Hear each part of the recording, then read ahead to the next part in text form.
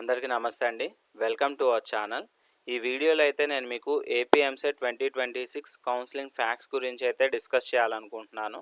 Already counselling 1 ప్రోగ్రెస్‌లో ఉంది. Almost అందరూ కూడా వెబ్ ఆప్షన్స్ పెట్టుకోవడం జరుగుతుంది. అండ్ మీకు సీట్ అలాట్‌మెంట్ అయితే యాక్చువల్‌గా 6థ్ అన్నారు. బట్ 8థ్ ఆర్ 9థ్ మనకు సీట్ అలాట్‌మెంట్ అయితే రిలీజ్ అవ్వనుంది. వన్స్ సీట్ అలాట్‌మెంట్ అయిపోయాక మీరు అనుకున్న కాలేజెస్ వచ్చేస్తే చక్కగా జాయిన్ అయిపోండి ఎళ్లి. లేదు కొంతమంది అనుకున్న కాలేజ్‌లో అనుకున్న బ్రాంచ్ రాలేదు అనుకున్నప్పుడు కౌన్సెలింగ్ 2లో మనమైతే పార్టిసిపేట్ చేయాలి. అయితే ఈ కౌన్సెలింగ్ 2కి వెళ్ళే ప్రాసెస్‌లో చాలామందికి చాలా డౌట్స్ వస్తాయి. అవేంటి అనేది నేను ఈ వీడియోలో డిస్కస్ చేస్తాను.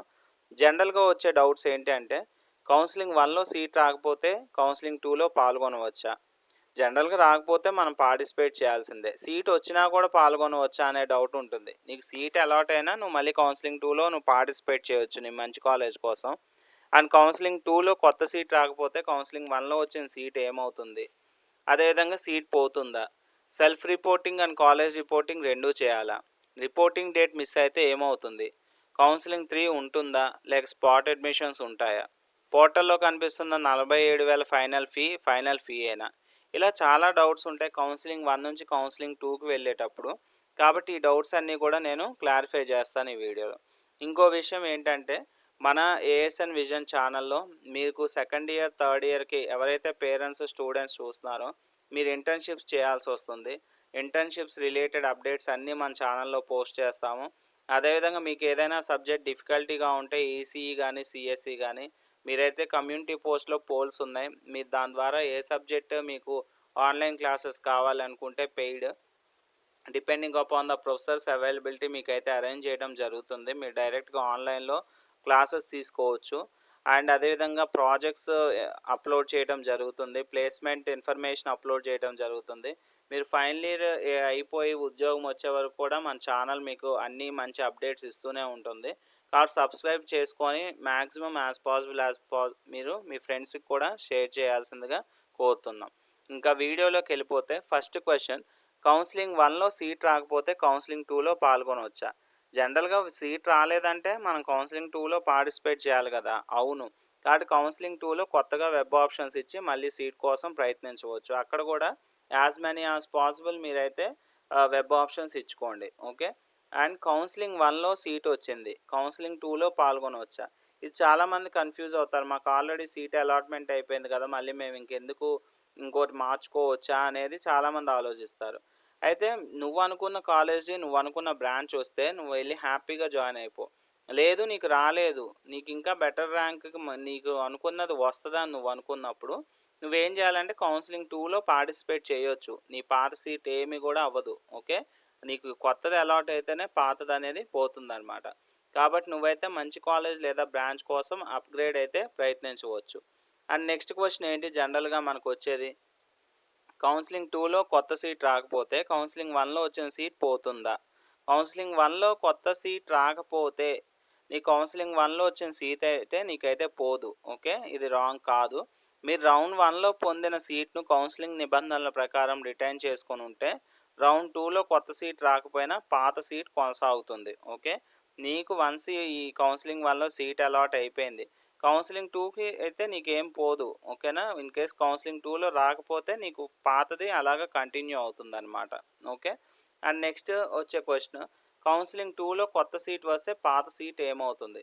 జనరల్‌గా సీట్ అలాట్‌మెంట్ అయితే నీకేమవుద్ది ఓల్డ్‌ది పోతదనమాట. దానికన్నా బెటర్‌గానే కదా నీకు అలాట్ అవుతుంది. కాబట్టి పోయే ఛాన్సెస్ అయితే ఉంటాయి.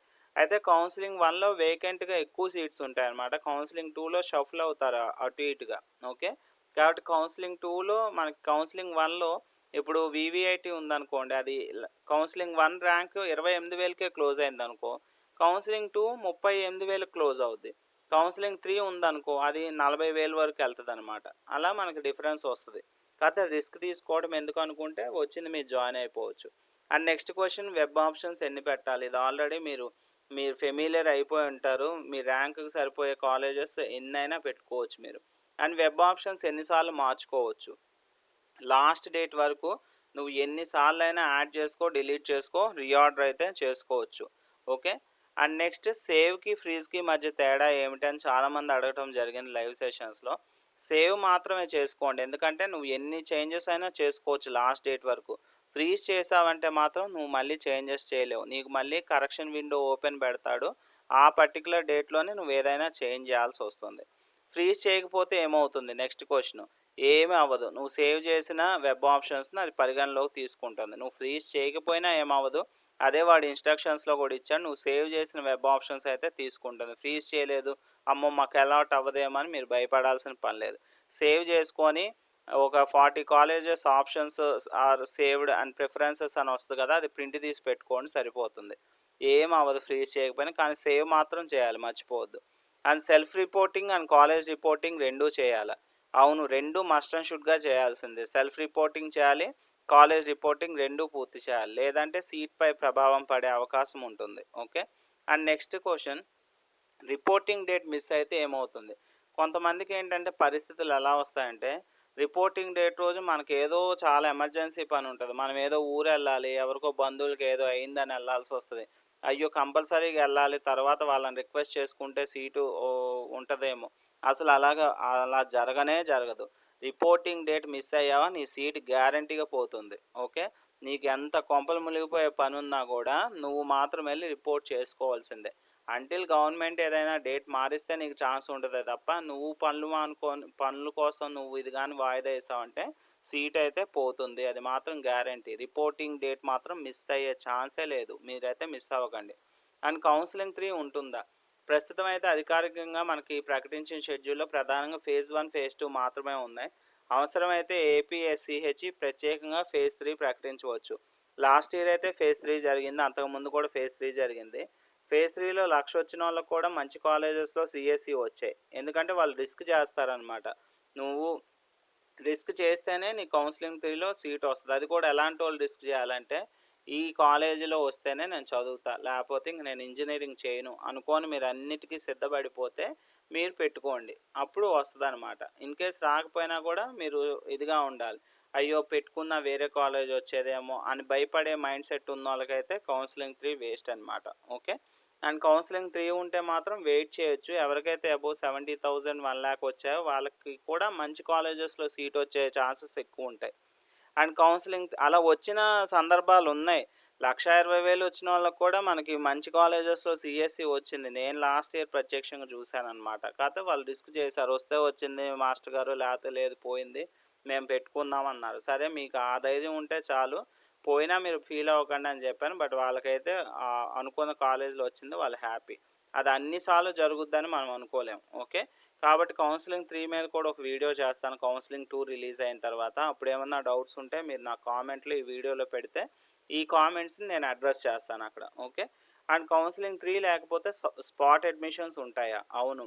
అన్ని కౌన్సెలింగ్ ఫేజెస్ పూర్తయ్యాక మిగిలిన ఖాళీ సీట్లకు స్పాట్ అడ్మిషన్స్ నిర్వహించే అవకాశం అయితే ఉంటుంది.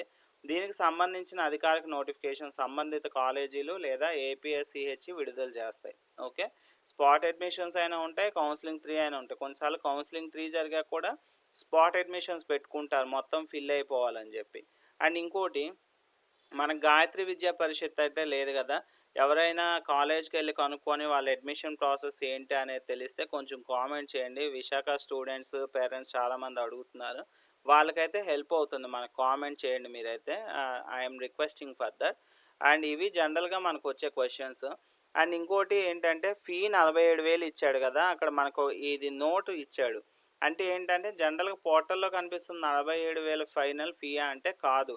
ఇదేంటంటే 47,000 టెంపరరీగా పెట్టుకుంది. అదొకవేళ 55 అయిందనుకో, నువ్వు మిగతా 8,000 కట్టుకోవాలి. లేదు 40,000 అయిందనుకో, నువ్వు కట్టిన 7,000 అడ్జస్ట్ చేస్తారనమాట మిగతా ఫీజులు. ఎన్‌బీఏ, న్యాక్‌లు ఉంటాయి కదా ఎలాగో, ఆటికి అడ్జస్ట్ అయిపోతాయి. కాబట్టి అదైతే ఫీ పెరగొచ్చు, తగ్గొచ్చు. 47,000 ఉన్నవైతే మనకి ఇంక్రీజ్ ఆర్ డిక్రీజ్ అవుతాయి. అండ్ డ్రీమ్ కాలేజెస్ మాత్రమే పెట్టాలంటే వద్దమ్మా, అన్ని కాలేజీలు పెట్టుకోండి. కౌన్సిలింగ్ 1, 2లో ఎక్కువ పెట్టుకోండి. 3లో మనమైతే రిస్క్ చేయొచ్చు. అండ్ వెబ్ ఆప్షన్స్ ఆర్డర్‌కి ప్రాముఖ్యత ఉందా? ఇది చాలామంది చేసే తప్పేంటంటే, ఇటు నుంచి అటు యారోలు నొక్కేసి మీరైతే ఇటు యారోని అటు పంపించుకొని ఇవన్నీ కాలేజెస్ ఉన్నాయనుకుంటున్నారు. కానీ ప్రయారిటీ చాలా ఇంపార్టెంట్. ఒకటికి 2 సార్లు చెప్తున్నాను. మీరైతే ఫస్ట్ ఏ కాలేజ్ పెట్టుకున్నారో ఆ కాలేజ్ క్లోజింగ్ ర్యాంక్ చూస్తది. వచ్చిందా? లేదు. వీడికి సెకండ్ ప్రయారిటీ చూస్తది. నువ్వు పెట్టిన ప్రయారిటీ ఆర్డర్‌లో మాత్రమే సీట్ అలాట్‌మెంట్ అవుతుంది.